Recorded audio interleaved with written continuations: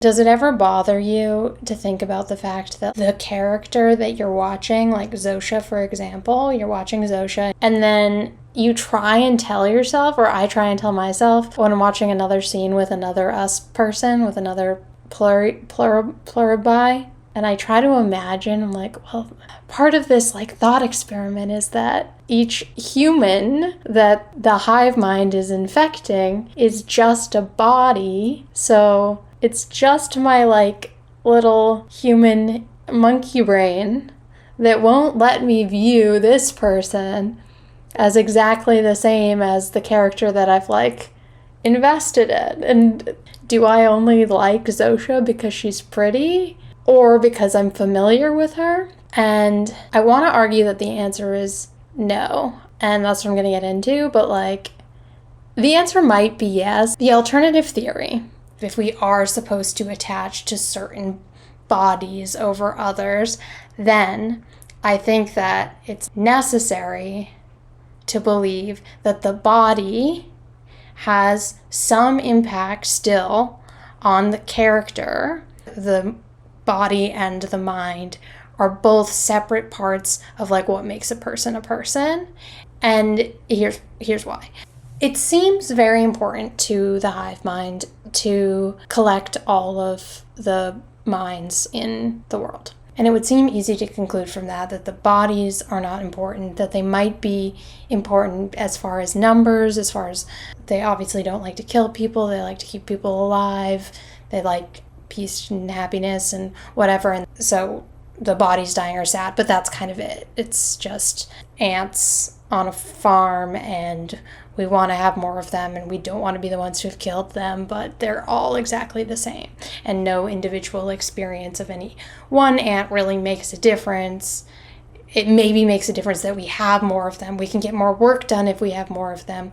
We can build more if we have more hands, but they're the same, kind of. And I think that's very much not the stance that the show's going to take. The experience of each individual body is unique.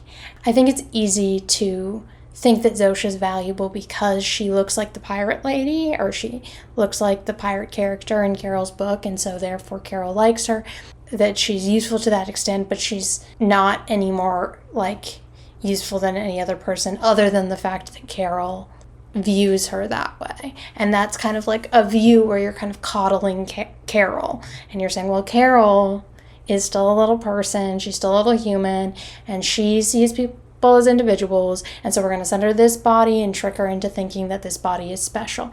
I don't think that that's the way that they're going with this. I feel like the experience of what it is like to be each and every individual person is valuable to the hive, and I'll tell you why I think that. Helen is dead. The hive experiences Helen is dead because Helen's body is dead. And I think that based on the way that Zosia talked about Helen being dead, like Helen is gone, but we've downloaded all of her memories, so like we know all the facts that Helen knew, but we don't have Helen anymore. Helen is dead. And I think that's different than, if you were talking to someone who knew Zosia. Well, Zosia's body is here, Zosia's here, Zosia's alive, and Zosia's a part of us, and Zosia's very happy being a part of us, and she's very happy accessing all of the thoughts that we have, and all the thoughts we give her access to, and all the knowledge we give us, and Zosia's a part of us, but Zosia's still alive, and you still have Zosia. And I think that explains why Lakshmi is not sad, and why all of the people who have family members in the hive whose bodies are still alive, I think that explains why they are on such a different page than Carol. Because Carol lost everyone that she loves, and even though Helen was absorbed into the hive, I think even the hive recognizes that Helen is dead. And I don't think it's just like a pat, there, Carol, you're going to feel like Helen is dead, but if you joined us, you wouldn't feel like Helen is dead. Helen does not continue to have experiences because her body is dead. And I think that Zosia does continue to have experiences because her body is alive, as much as they have access to each other, and that fundamentally changed Zosia. Like, you can't just have a conversation with Zosia where she doesn't know all this other information in the entire world and she doesn't have access to all these other experiences. I mean, she is fundamentally changed. She's like happier and adheres to the rules of the Hive because she believes in the Hive and she's been absorbed. That fundamentally changed the way she is as an individual. But I don't think Zosia's dead, and I do think Helen's dead. I think that if Helen's body had lived, that Carol would have been able to understand that, and I think Carol would have been like the other 12. She would have been mad that like Helen had changed. It's possible that I'm wrong, and I think it's possible that Lakshmi is being fooled because she can look at her son and she can access all of her son's experiences.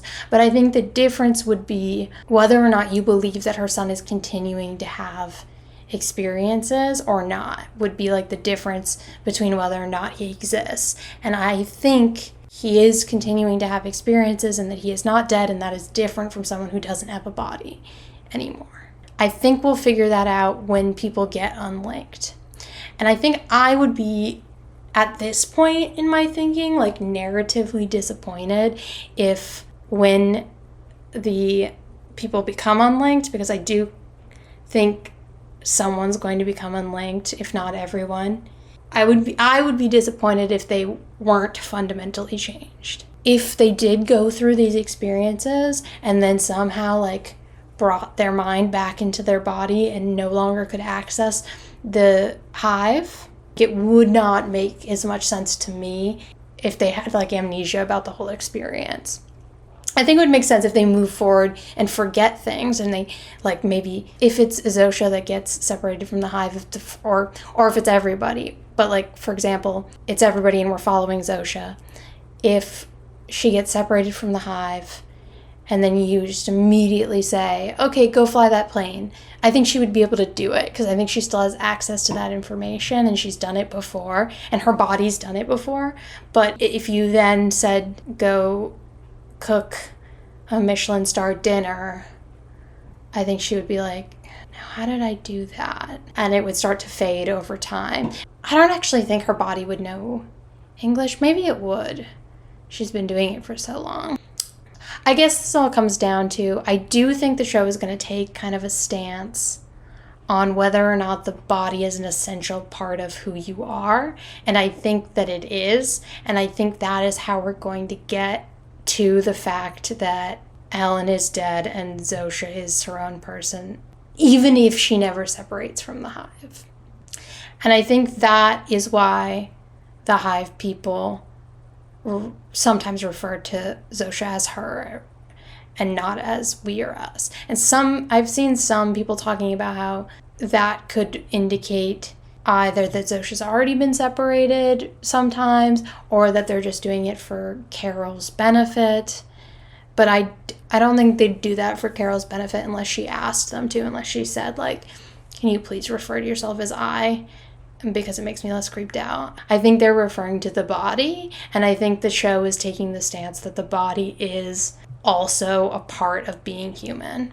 In philosophy of mind, there are a lot of different ideas of like what makes up a person. Am I my body, or am I my mind, or am I both?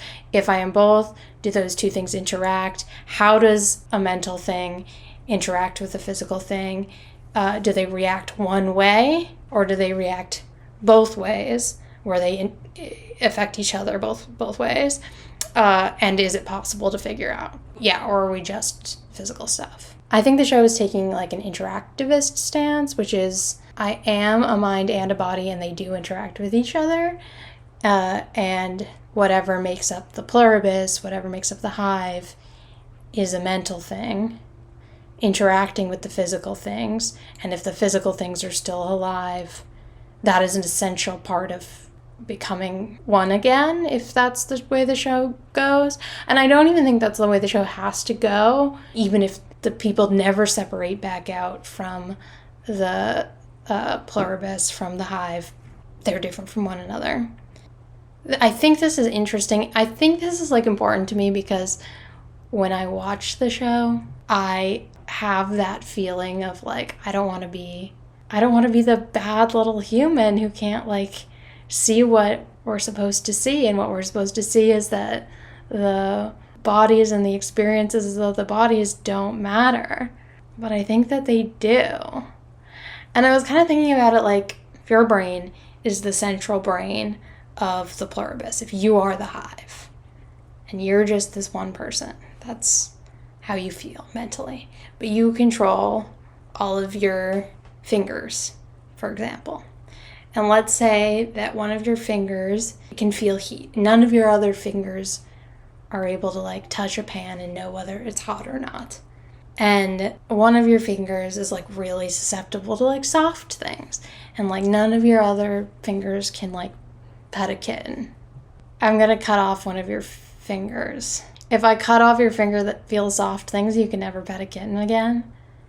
And like you'll remember what that felt like, but you won't be able to do it anymore, and you won't be able to have new discoveries in that direction. And I feel like that's like kind of how valuable each individual probably should be to the hive. And I guess I just think that because I think it's interesting to think about. Also, because Zosia's pretty.